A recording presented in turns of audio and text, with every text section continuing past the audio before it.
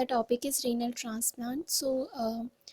This class is for the BSc Nursing second year students, and we have already discussed about this topic in the class. This is a revision class on the topic renal transplant. So, what is the meaning of renal transplant? Transplant means you are replacing or placing the organ, right? So we can define the renal transplant. A transplant as a replacement of a diseased, damaged, or the missing kidney with a donor kidney. So either the recipient's kidney get damaged, or either there is a missing kidney or there is a no kidney. So in that condition, there is a requirement of placement or replacing the new kidney, right? And that kidney will be taken from the donor. So we can define it as a replacement of a disease, damaged, or the missing kidney with a donor kidney. We can also define it as an organ transplant of a kidney into a person or a patient with the end stage kidney disease. So the one of the indication of the kidney transplant is when person is having end stage kidney disease. So we can also define it transplant of a kidney into a patient who is having ESRD, end stage renal disease. We can also define it as a surgical procedure to place a healthy kidney from a living or the deceased donor into a person whose kidneys are no longer functioning properly. So it is a surgical procedure in which a healthy kidney is taken from the person. Either the person can be living person, or the person may be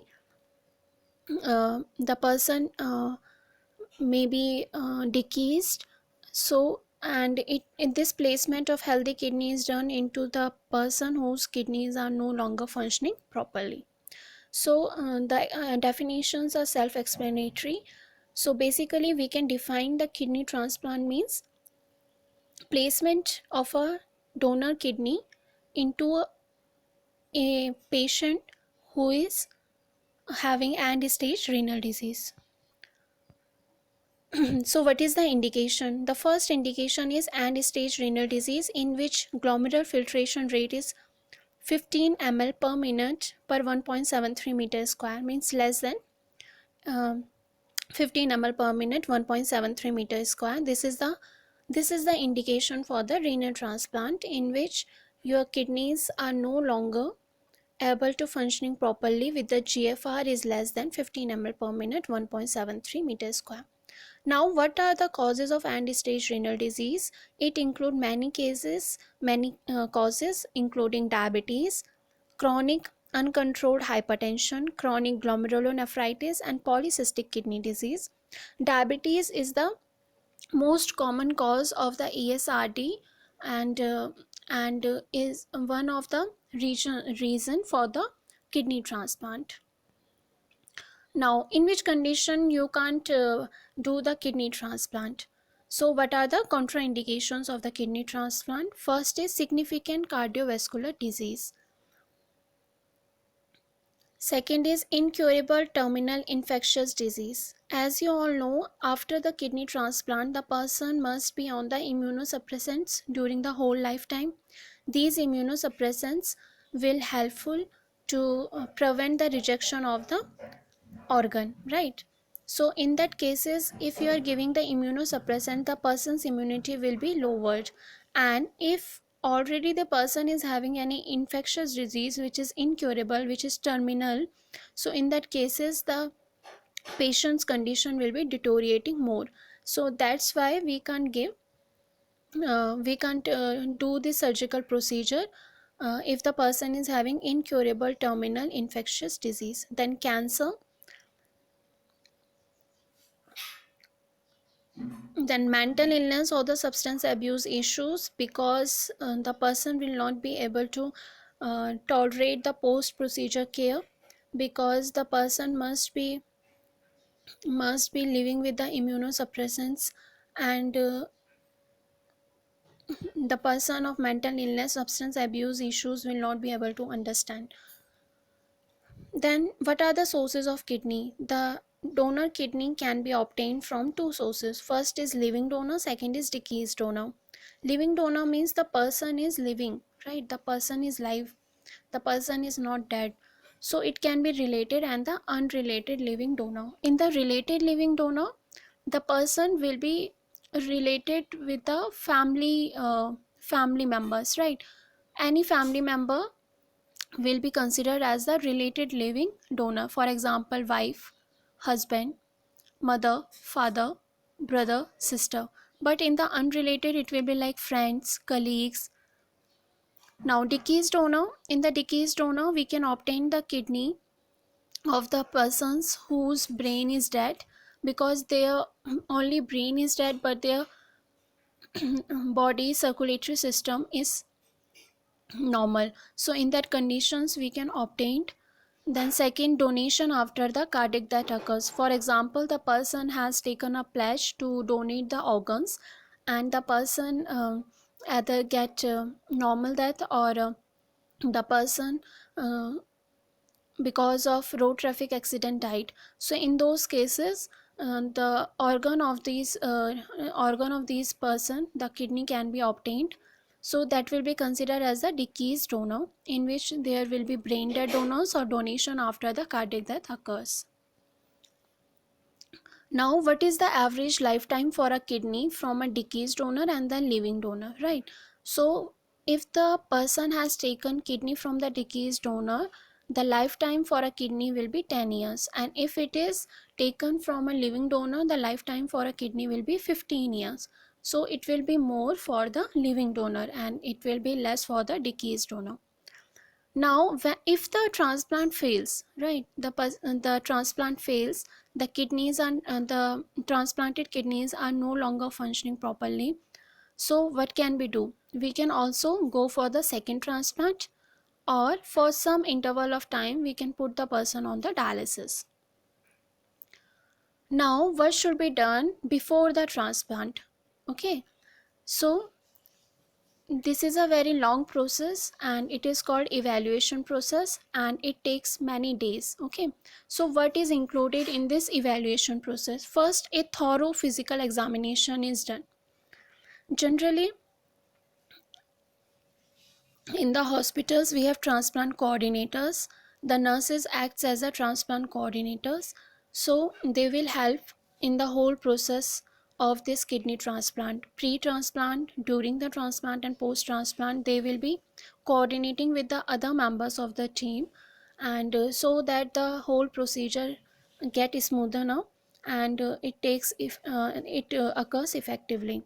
So first is thorough physical examination is done, in which we have to assess whether the person is having any significant cardiovascular disease or not, whether the person is having any mental illness, or the person has issues related to substance abuse, the person is a smoker or not, alcoholic or not, the person is having any cancer or not, the person is having any infectious disease which is terminal and incurable. So thorough physical examination is very necessary. Then imaging studies are done, chest x-ray, then MRI or the CT scan. CT scan, MRI are done for the kidneys. Then in the blood test, the whole blood count is done. Then KFT, kidney function test is done. Then liver function test is done. Then coagulation studies, in which PT, INR, APTT, platelet counts are done. Then blood glucose levels.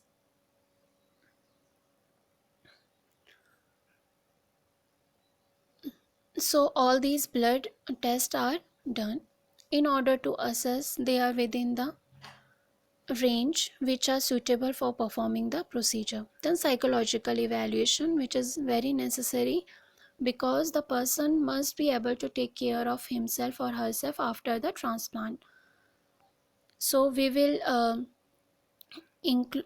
assess the person for any mental illness or the substance abuse issues, the person is mentally healthy or not. Now, what is the transplant evaluation process? First, transplant evaluation process, we will be assessing for the blood typing. Blood typing, you all know whether what is the type of the blood, like it is the ABO compatible or not, whether the person is having type blood group A, B, O or AB, and this blood group should be compatible with the donor blood group, right? Then tissue typing. Blood typing, we have studied about the ABO. Then tissue typing, we will be assessing about the HLA typing, human leukocyte antigen. This is the antigen which is present on the leukocyte surface. So it should be compatible with the donor. Then cross matching. In the cross matching, what we will understand, we will determine whether the antibodies in the recipient blood are reacting against some specific antigens in the donor's blood. So we have recipient, we have donor. In the recipient there will be some antibodies, right? And in the donor there will be some antigens. But the antibodies which are present in the recipient blood, they should not be reacting against the antigens of the donor's blood. It means they must not be similar, otherwise antigen antibody reaction will occur and the transplant rejection will occur. So in that cases transplant will fail. So these three things are very important for a transplant: blood typing, then tissue typing, and the cross matching. In the blood typing, we will assess the blood group. In the tissue typing, we will assess the HLA typing, and in the cross matching, we will assess whether the antibodies are reacting against the specific antigens in the donor blood or not. Okay. Apart from this, in the blood test also we will check for the person's serology, in which include hepatitis B and C especially, and the HIV virus and the cytomegalovirus, whether the person is positive or not. So we understood about the pre-transplant procedure, in which we discussed the transplant evaluation process, in which there will be the assessment. There will be a thorough physical examination, there will be blood test, imagings, and the psychological evaluation. Now the procedure. The kidney transplant procedure. In most cases, the barely functioning existing kidneys are not removed, as removal has been shown to increase the rates of the surgical morbidity. So, as I have already told you, if there is a damaged or the diseased kidney, we will not remove it. We will place the new kidney, the donor kidney, into another place, because it has been shown that there is no benefit of removing it. The morbidity, the disease condition of the persons increases, right? It is not useful to remove the kidney. It has no any advantages of removing. So in this diagram you can see there are damaged kidneys, right? And the kidney which is transplanted, it is in another location from the original kidney, and this transplanted kidney is in the iliac fossa. So basically after the transplantation, the person will be having the 3 kidneys, 2 damaged kidneys and 1 transplanted kidneys. So how the vasculature is anastomosed. Anastomosed means how it is joined. So there is a new kidney which is called donor kidney. The renal artery of the donor kidney, it will be connected to the external iliac artery of the recipient. Similarly, renal vein of the donor kidney is connected to the external iliac vein of the recipient. So we have donor, we have recipient.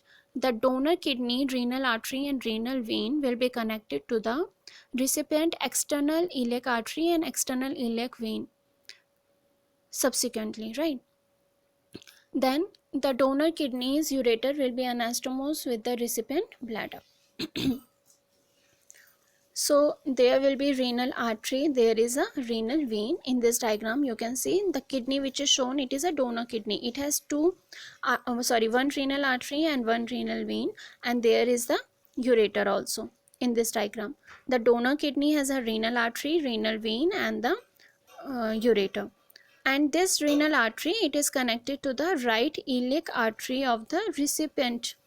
Similarly, the iliac vein is connected to the right iliac vein of the recipient. Now, depending on its quality, the new kidney usually begin functioning immediately. But the living donor kidney may take 3 to 5 days to reach the normal functioning levels, while the deceased donors kidney may take interval of 7 to 15 days. Now, after the transplant, what should be the main important interventions? There are three things after the transplant which should be taken care of. These are drugs, the imaging, and the diet. So drugs, already I told you that the person have to take the immunosuppressants the whole time. Why we are giving immunosuppressants? Because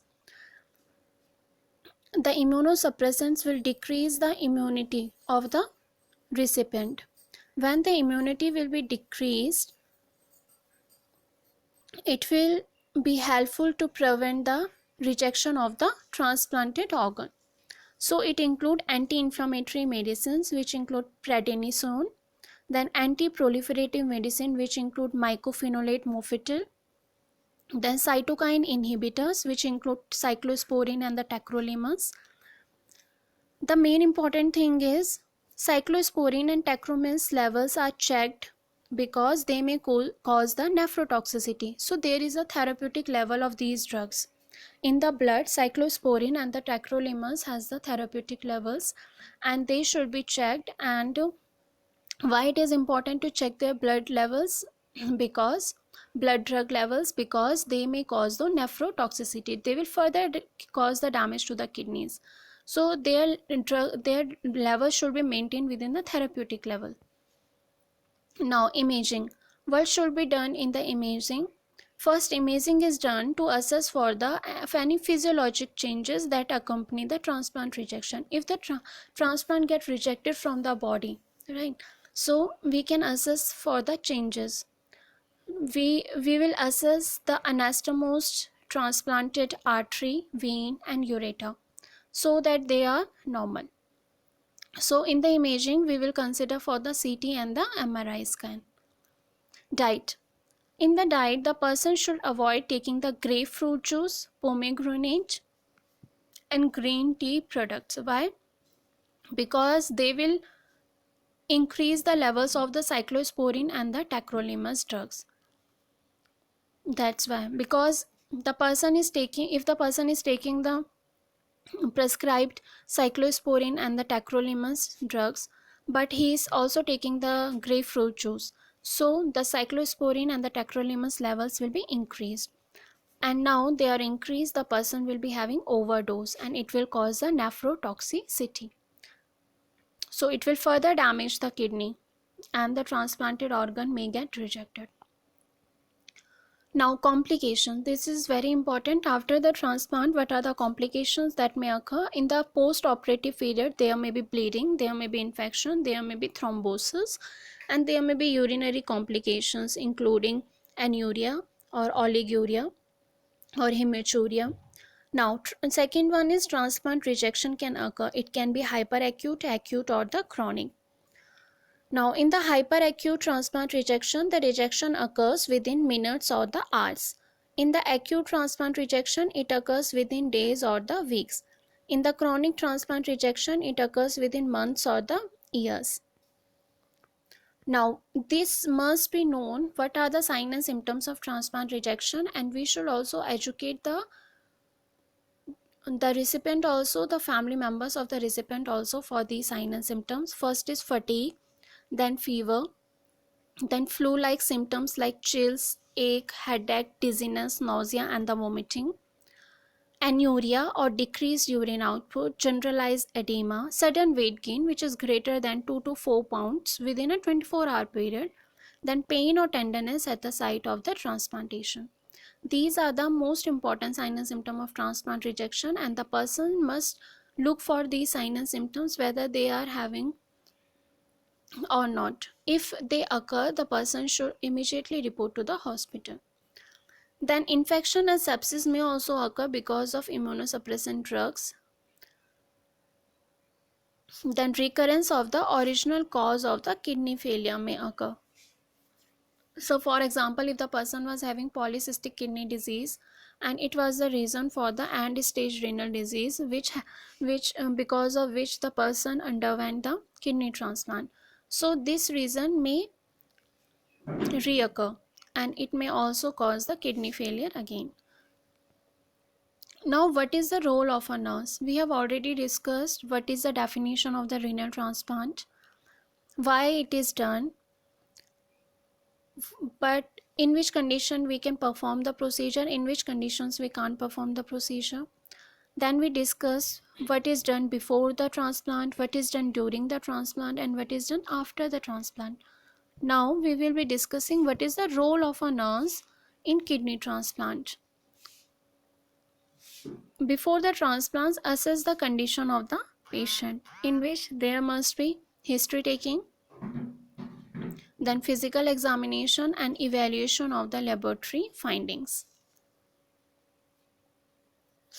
Second is educate the client regarding the renal transplant and the immunosuppressant agents.